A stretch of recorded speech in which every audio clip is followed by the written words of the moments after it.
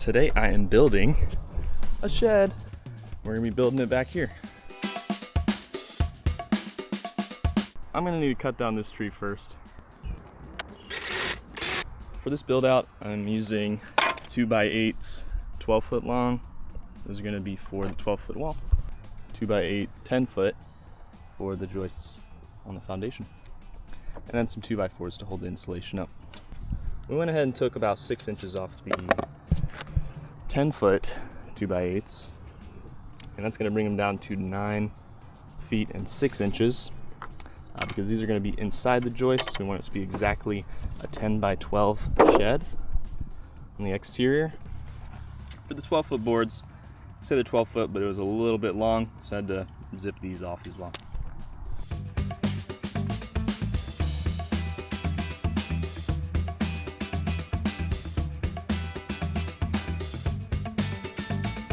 We're gonna apply this to all the cut sides, just to keep it preserved. This is meant for pressure treated wood. Cutting up all these 2x4s into 2x2s, and those are gonna hold the flooring insulation in.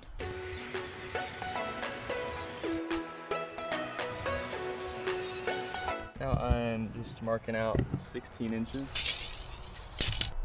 You can see I went ahead and cut them all, and I already have all those 1x1s attached in that cross fashion. So I ran around and decided exactly where I wanted to put it. It'd be on top of these black camo blocks, ring around it with spray paint. And now I'm putting this patio paver base down. Just digging out a little bit, putting it in the hole until I get it nice and flat, pound it down. Show you how I do this third one. I'm using about half of a bag per footing.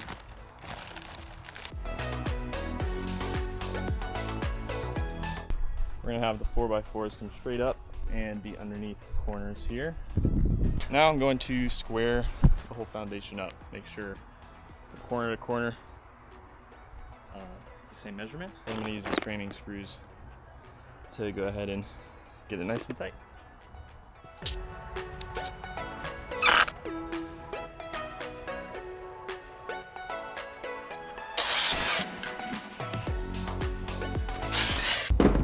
Now I'm cutting an L in these ones so that I can have this piece to drill through into the outer joists, and it can sit on top of this 4x4. So I'm gonna finish cutting this, show you how it goes on.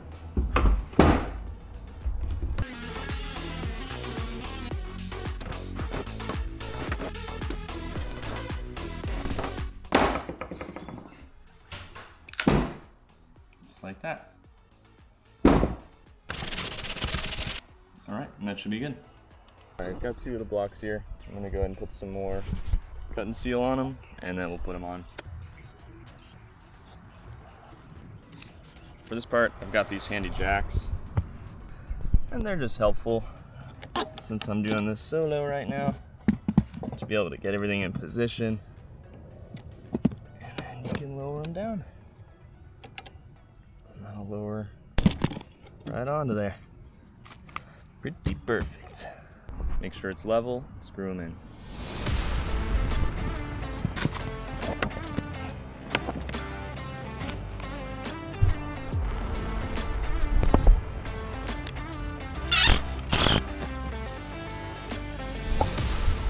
That's not going anywhere.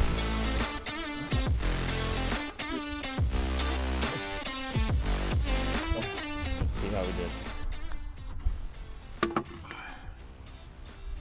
Pretty perfect. Now we're installing these anchors.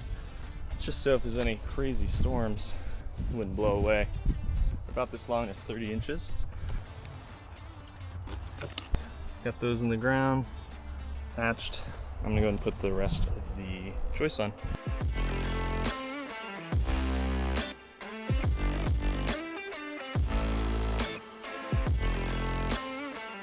And now I'm just putting these at the very bottom of the joist, just to give it extra support. That'll leave us with 4 connections, 3 nails, and screw at the bottom of each.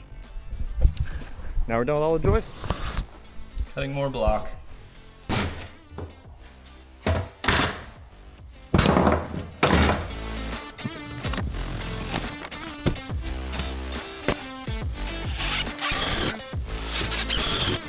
Bit of a oversight.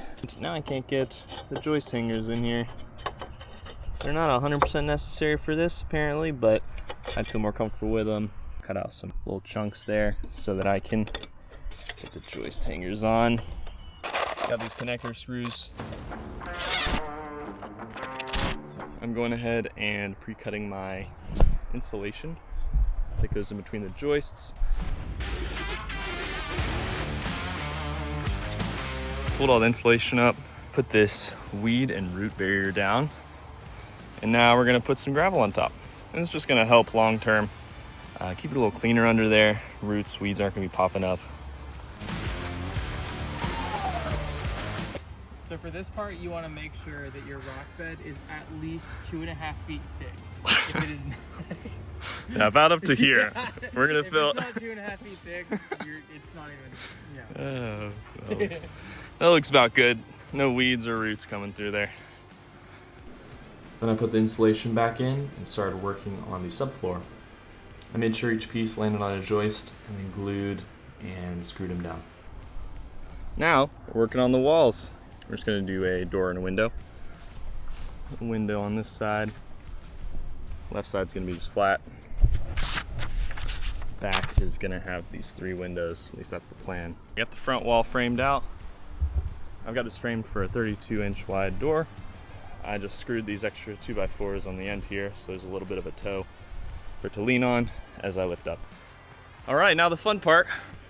Had my friend Tyler help me with this part, and he is screwing in some supports on the side there. First wall's up. It's pretty straightforward after that. We just got each wall in position, made sure it was level, and then screwed them together.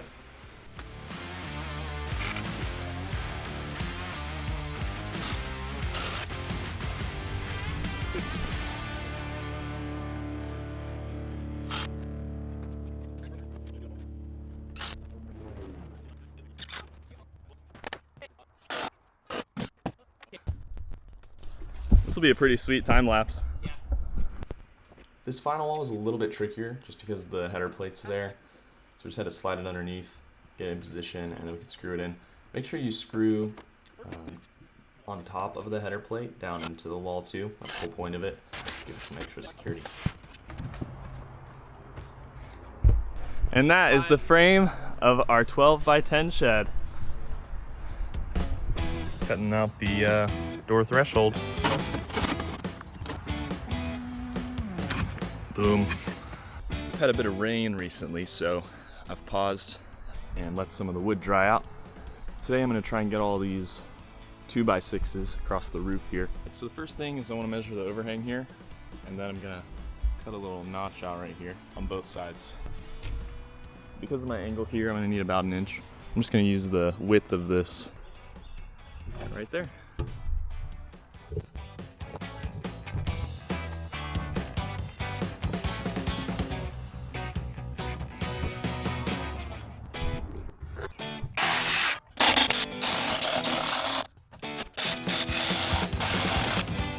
Got 2x4. I'm gonna set right on it. Perfect.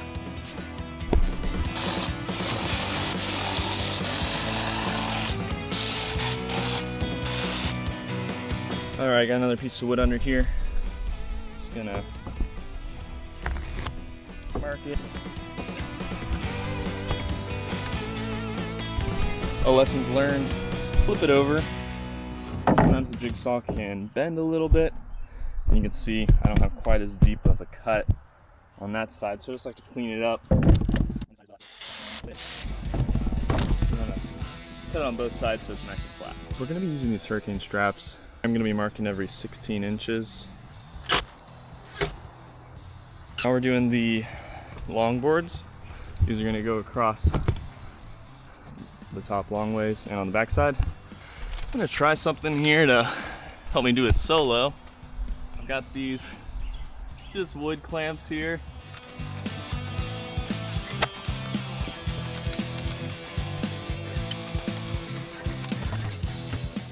I'd say that worked pretty well. This time I put the DeWalt clamps upside down.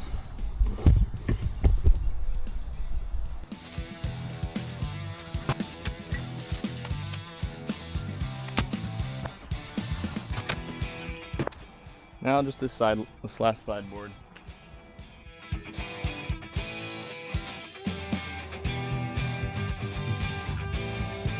The angled framing is up. Both sides.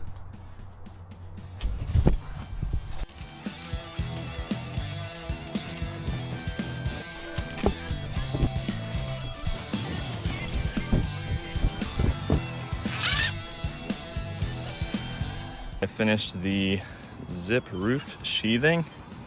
Ended up having a seam in the middle, which isn't ideal. It's better to offset it, but it'll be fine. And then I also just had extra tape and decided to go over all of the middle screw holes that I had screwed these down into the studs with. I've got this extra 2x6. I'm gonna attach it and leave about an inch of space for the OSB board to sit on top of and overlap the foundation. This creates a drip edge, so I'm not getting any moisture inside or on the edge of this OSB for the foundation.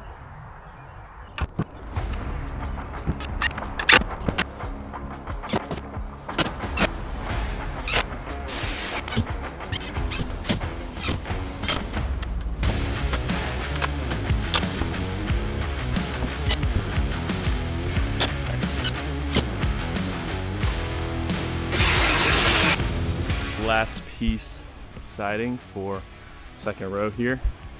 To get my 1/8 inch gap, I'm putting screws right in the seam there so I can sit on top of them and have a gap a lot easier when I'm doing this solo.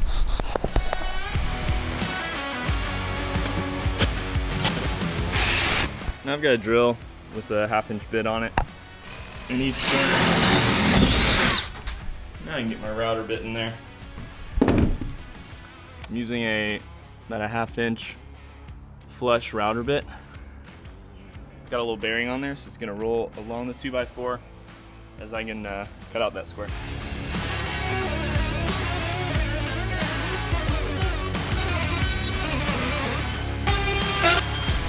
Now we have our window cut out. That's not good. My bearing fell off.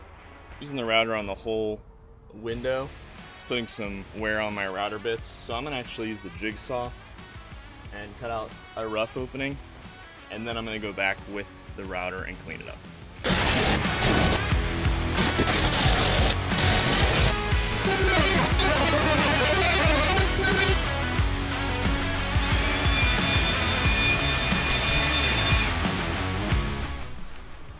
All the sheathing's on. Windows are cut out. Next step is wrap. We're gonna get started on this side. I'm gonna start about 1 foot off the end of the wall there, and then when we come back, we're gonna overlap 1 foot. I'm starting to put staples in. I haven't done all of them, just enough to hold it up as I wrap around. We're going straight over all the windows. Cut those out after. And I need to cut off a little excess. Let's go ahead and finish this first wrap, and then I'll do a second layer for the higher up piece of wall.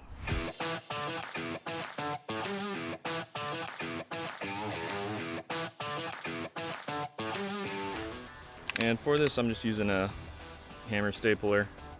We're using a 3/8 staple. It's gonna be flush with the OSB sheathing.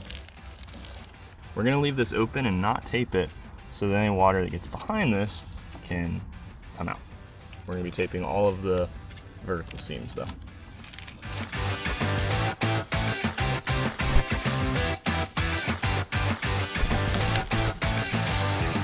I ended up doing just a full sheet all the way up, so I have a good bit of overlap.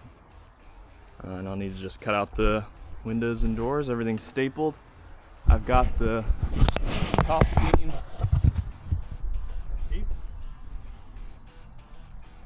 all the way across. Got the vertical seams taped all the way. You want at least 12 inches off corner and then 12-inch overlap as well. Now the wrap's done. There's different preferences on the house wrap cut. I did a flesh cut here, cutting all the way to the wood. That allows full contact for the flashing here to the wood. And I put it down, I measured and left about 6 inches to go up either side of the window there. And I cut an angle cut there so that it can lay flat. Pressed everything down. I won't show it here, but I do use a J-roller at the end to make everything nice and flat. And then this is overkill, but I did put a piece of flashing on both sides. We're going to have a window flange, so this isn't super necessary. You'll have a piece after the window goes in. And then I have a small piece that's going to go on the bottom corners. I'm going to put a bead of some sealant, some clear sealant, around the edge. We're going to put it up in the window slot and screw it in with these 2-inch cabinet screws. They've got a nice flat head on them. So I put sealant all the way around the window, and then on the house wrap I did cut a 45-degree angle at the top there and taped it up so it's out of the way. This flap's going to come back down on top of the window to create another drip edge. That'll hold it in place. I'm going to go inside and check and look how the spacing underneath looks. On the inside you can see I have about an 1/8 to 1/4 inch gap around the full window, a little bigger on that side. And what I'm going to do now is put some shims under here to make this level, and then we'll put in the rest of the fasteners.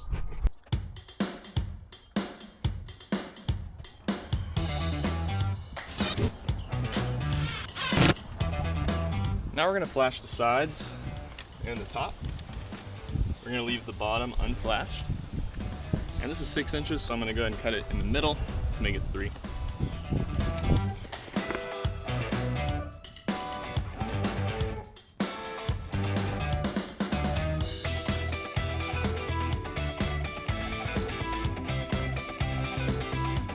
Now the last piece is putting some seam tape.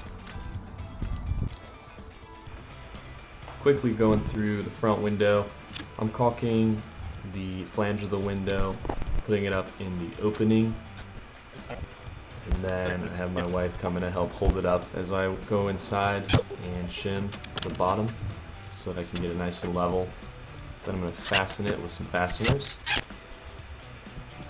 and then cut that side piece in half for flashing to flash both sides, make sure it's nice and watertight, and then make a piece of flashing for the top there. Place it on. Had my J-roller real quick there.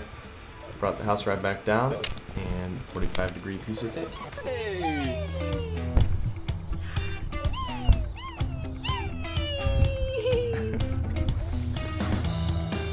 Now we're working on the trim boards. Using the DeWalt clamps again to hold one side while I screw the other side in with some finish screws. These are the GRK 2.5-inch trim finish screws.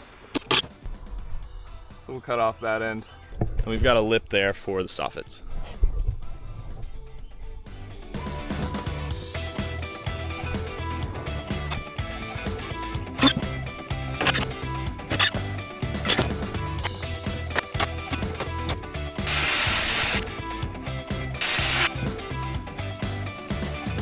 Cut this piece off the side. Now we can go flush on the back fascia.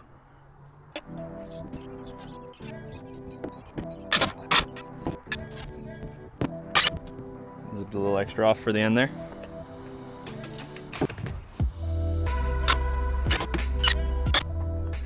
Got all our trim up. Now we're working on the soffits. Got these hardy soffits. The holes are gonna go on the outside, closer to the outside of the shed. These are exactly 12 inches. Mine are 11 1/4. So I just marked out the line to cut and we'll put them up. I did end up snapping one of these, trying to carry it on my own. These might be pretty tough to do solo because they're pretty brittle, but we'll give it a shot, see if I can do it.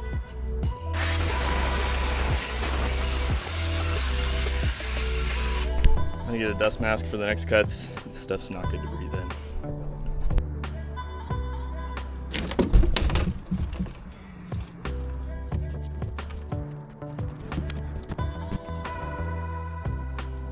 Well, soffits are done. That was my least favorite part of this whole project so far. That is tough solo. Try and find a friend to help.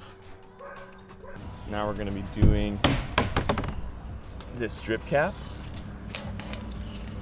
with this plastic roof cement.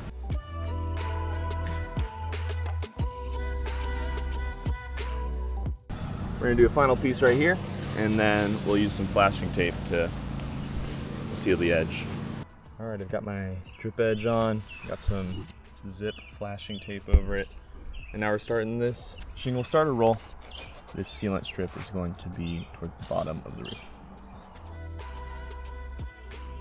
I got my first strip down here laid on top.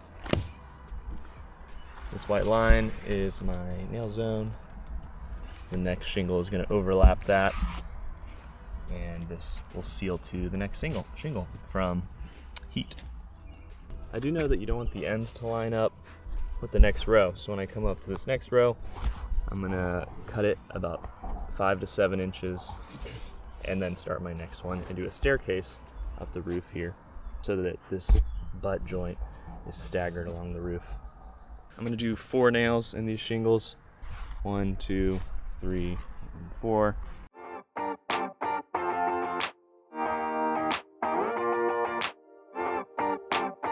For this next piece, I cut about 7 inches off. And that'll allow there to be a gap here. And then I'm going to cut another 7 inches off, so the next piece will start there. Sorry, right there. And it'll staircase up.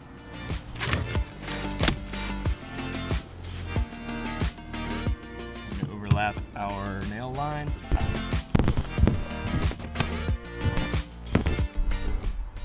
Done with the first bushel. That's how far one bushel got me. So I'm gonna need 5 or 6 according to my calculations.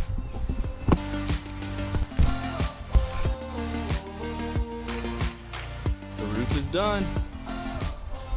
I did end up just cutting a strip of my last shingle here and glued it down the roof cement so that I could cover up the last strip of nails. Back working on the shed. Today I'm going to be painting some of the windows. I decided to do black. These are vinyl, and it's generally not recommended to paint vinyl windows black, but we're pretty much in the shade here. We get some sun, but it's not direct sunlight. It should be fine. What I'm using today is this Krylon bonding primer. It's good for interior or exterior. And then this Krylon Fusion right on top of it.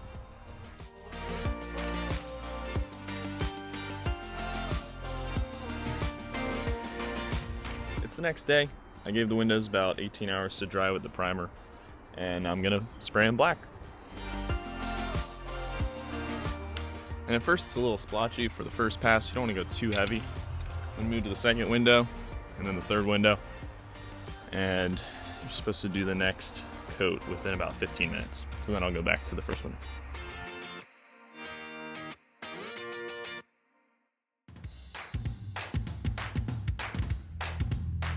Last, I'm going over one final time with a clear coat of Krylon Fusion. It's a satin clear.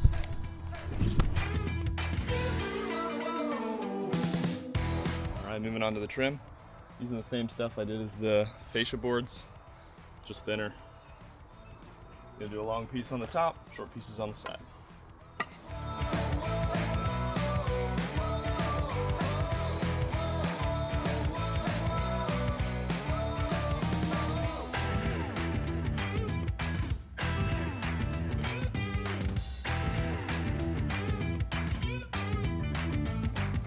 Here now onto the door.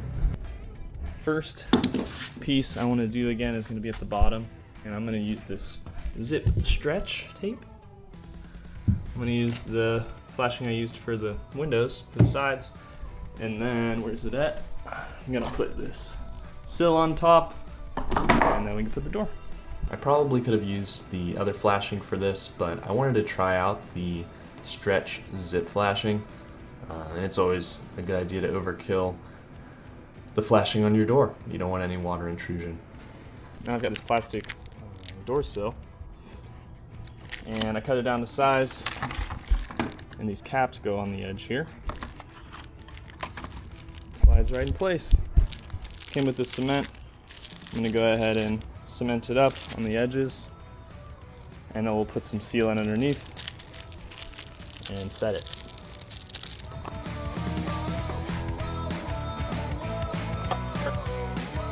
I'm gonna apply the sealant underneath the sill.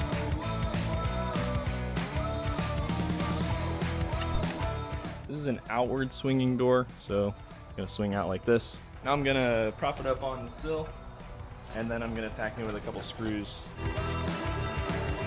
I've heard a pro tip to put the screws behind the weather seal so you don't see them. Sounds like a pretty good plan to me. Now I've got it sitting up, I'm gonna go get my level, and we'll make sure it's level all the way around, put some shims behind it, and then screw it all the way in place. All right, we've got some shims in the door, and we're sitting pretty level. Door is able to sit in a position, closes well, nice and level, so we can keep going. Got everything flashed. We're going through with this window and door, great stuff, insulation foam. And we're just gonna fill all the gaps. Just gonna keep it airtight, insulated. We're gonna do this all around the door and all of the windows too. I'm gonna start patching the holes for all the finished screws on the trim with this patching compound, which is meant for fiber cement and other materials. Got all the window trim nails spackled. Let's go see how our insulation's doing. The insulation is nice and solid, so I'm gonna go ahead and start cutting it off.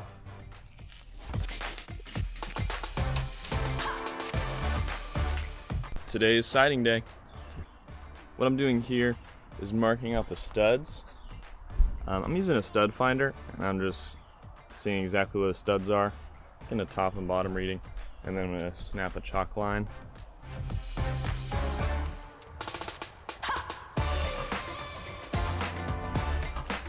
Now these chalk lines will help me see where the studs are as I'm going up the wall with the siding. These chalk lines are important because you want to make sure when you fasten the siding, it is hitting a stud each time. Shout out to the stud finder. Franklin sensors. It's got these nice LEDs so you can see exactly where the stud's at. Makes it super helpful. So you can see exactly where it's at when you're coming up on it. No guesswork. First up for the siding, we're gonna cut 1 1/4 inch strips out of this first piece of hardy plank. So let's get a table saw. These are used as starter strips to give the first piece of lap siding a matching angle. Got the first one at the bottom there. There's a slight overlap of the sheathing. And now we're gonna do an additional overlap of 1/4 inch with this first siding board. First one's always toughest. Gotta cut down to width.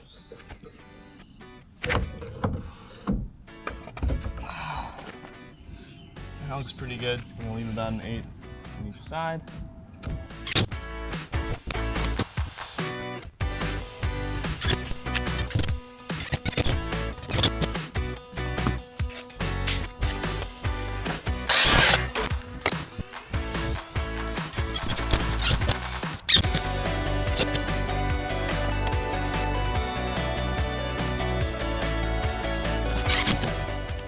I went inside the shed and made sure all these screws, or if you're using nails, which you probably should because this is taking way longer, they're all hitting the studs. I'm not seeing them come through the sheathing. So my chalk lines worked. I wanted to show you these clips too I have. All you do is you can adjust how much reveal you want. I have it set to 7 inches with this bolt. And you push that tab under there, pull this up just a little bit. It's gonna pull it away from the wall, so you don't do too much, just hold it on there. And we're gonna put our next piece of siding right on top of there. That's gonna give us 7-inch reveal. Finish the left side. Moving on to the back. Made sure it was nice and even on that bottom row. All right, I wanna show you how I do a trickier piece. This one landed right under the windows, luckily. I went ahead and put another piece up there. Just kind of rested it on this. and marked out exactly the position of each of these notches. And then I know it's an inch and a quarter of overhang, so I started to map it out. Alright. It's pretty delicate, so I'm gonna have my beautiful wife help me put it up.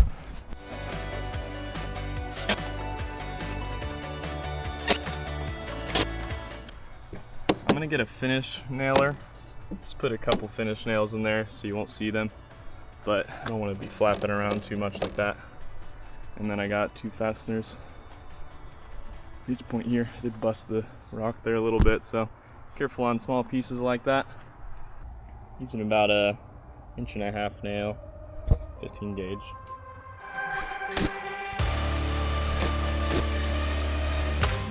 I did learn using this trim nailer for the starter board is a lot better.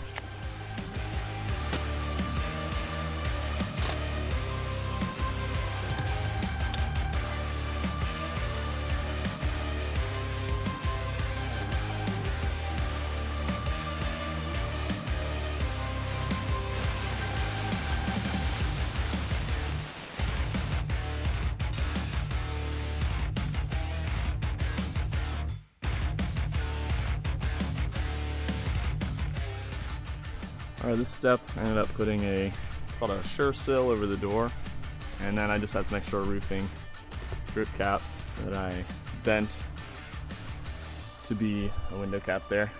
And now we'll put the next piece of siding up.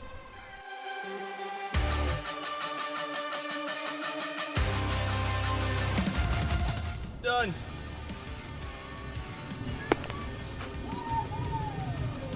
Today we are going to caulk all the seams. Basically anywhere the siding touches any trim. I'm gonna do that top seam from the siding and soffit. I'm also gonna do the gaps between the trim boards.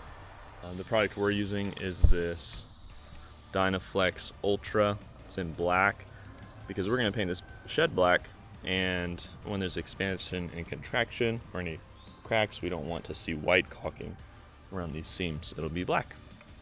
I did not caulk the window to the trim because I have sheathing behind there. I have the vinyl flange, and I think it's sufficient.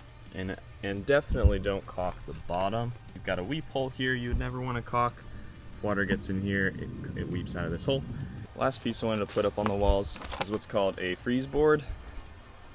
Did a pretty small one, but I just wanted to cover that lip. I went ahead and caulked it already, but you can see screws, and I'm gonna put a board over top them, nail it up with a trim nailer.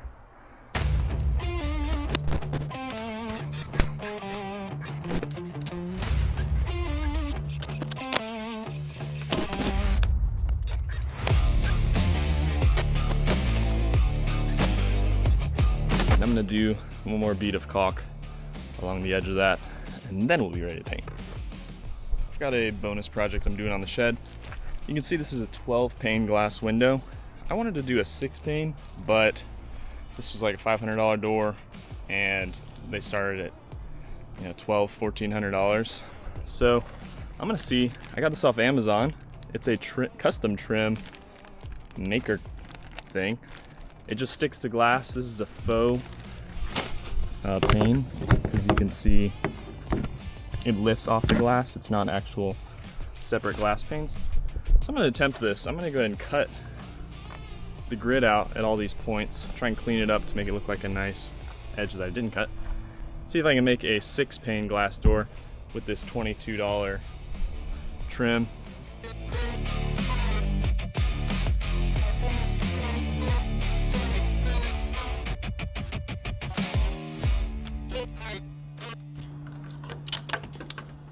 I'm gonna cut the inside too. There we go. Now we got no panes. I'm gonna go ahead and try and sand this and clean up the edges. In hindsight, just try and find a affordable door that has no panes, and then you can just put this on top. I'll link the trim on a Google Sheet if you want it. Did my best to sand it so that it won't be noticeable. And now we're gonna paint this door black.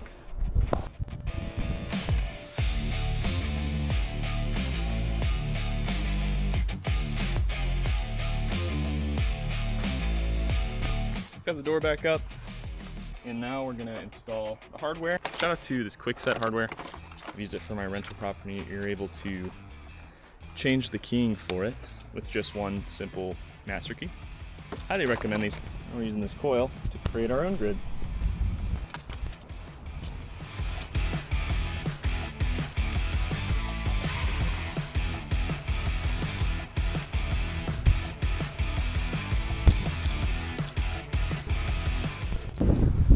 Voila. Now we've got 6-pane door. Finally made it to painting day. I'm first just gonna wipe off all the dirt with this broom, and we're gonna be putting mulch down so that we don't get this dirt splatter later. And we're gonna be applying Sherwin-Williams Duration to the whole house. Favorite paint, satin. I was originally gonna do black for the whole shed, but we're actually doing black doors and windows, and we're gonna be doing this porpoise color because we'll eventually match something with the house. I'm gonna mask off this black guard because I want it to stay black. Now we're gonna be masking the windows. I have this rollout masking plastic, which is super helpful. You'll see why.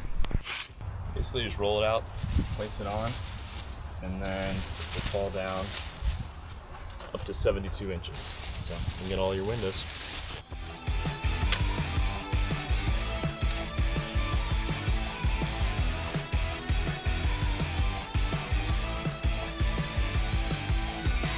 For the short windows, you can just use one piece and then cut it.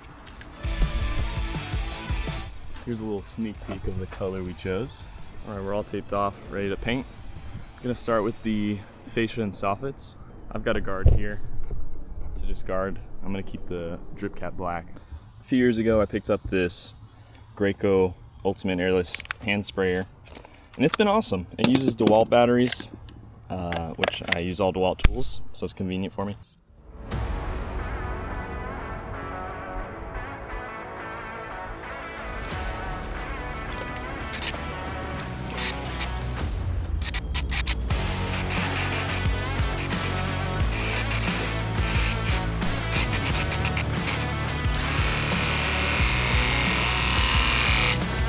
Side one, coat one done.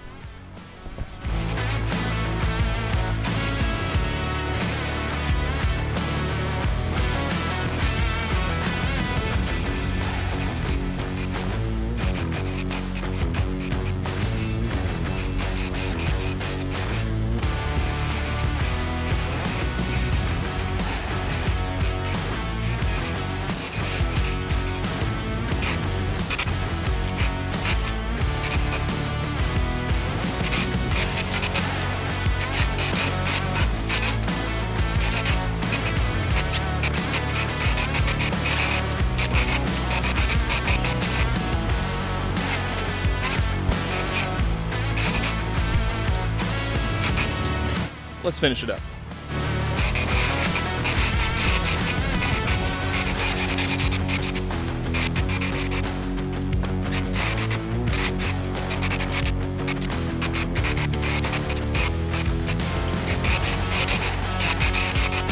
Woo! Now I'm gonna go over it with a second coat, starting with the other side that should be dry by now.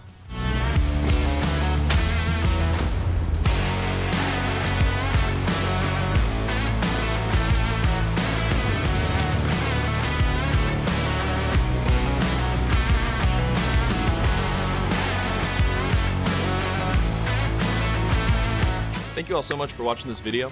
I've created a Google Sheet that's in the description that has all of the resources, materials, and tools that I used for this shed build out, all to help you build your own. They are affiliate links, so if you click any of them, it's the same price. It just helps support this channel. Thanks again. Don't forget to subscribe and follow along for part 2, where we finish the inside of this office shed build out. See you on the next one.